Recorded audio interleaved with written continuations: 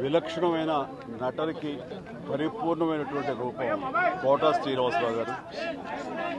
మహానటుడు, ఒక legendary character actor. మా ఇద్దరి నట ప్రస్థానం కూడా ఒకే సినిమాతో ప్రారంభమైంది. అది ప్రాణం ఖరీదు. అఫ్కోర్స్ ఇక్కడే నారాయణమూర్తి ఉన్నాడు. నారాయణమూర్తి కూడా ఆ సినిమాతోనే ప్రారంభమైంది అనుకోవచ్చు. సో సుదీర్ఘమైనటువంటి ఈ నట ప్రస్థానంలో మా అనుబంధం వెనవేస్తుంది. అంతా ఇంత కాదు. ఆయనతో నటిస్తున్నప్పుడు తెర మీద ఆయన నటనను చూసి అద్భుతం అనుకోవడం వేరు. వ్యక్తిగతంగా 1-to-1 కూర్చున్నప్పుడు ఆయన చేసే చమత్కారాలు కానీ, చెప్పే జోకులు కానీ అవి ఆద్యంతం చాలా ఉత్సాహపరుస్తుంది. ఆయనతో షూటింగ్ ఉందంటే కనుక ఇలా కోట శ్రీనివాసరావు గారు ఉన్నారు, ఇవాళ చాలా హుషారుగా బాగుంటుందని ఉత్సాహంతో వెళ్ళేవాళ్ళం.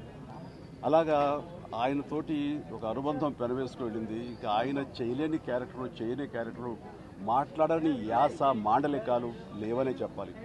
అంతగా పరిపూర్ణమైనటువంటి నటన. నాటక రంగం నుంచి వచ్చి సినిమా రంగంలో తనకంటూ ప్రత్యేకమైన స్థానం ఏర్పరచుకున్నటువంటి గొప్ప నటుడు. ఆయనతోటి నాకు ఎన్నో సినిమాల అనుబంధం ఉంది. ప్రతి సినిమా ఒక్కొక్క అద్భుతమైనటువంటి నాకు ప్రత్యేకం.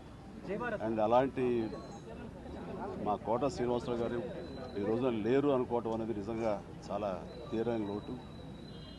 అండ్ ఇది వాళ్ళ కుటుంబానికి, పరిశ్రమకి తీరని లోటు. అలాంటి మహానటుడు, అలాంటి వైవిధ్య పాత్రలు పోషించేటటువంటి విలక్షణమైన నటుడు మళ్ళీ వస్తారని అనుకోవటం లేదు. అలాంటి నటుడు మనకు దొరకరేమో కూడా, ఉండరేమో కూడా.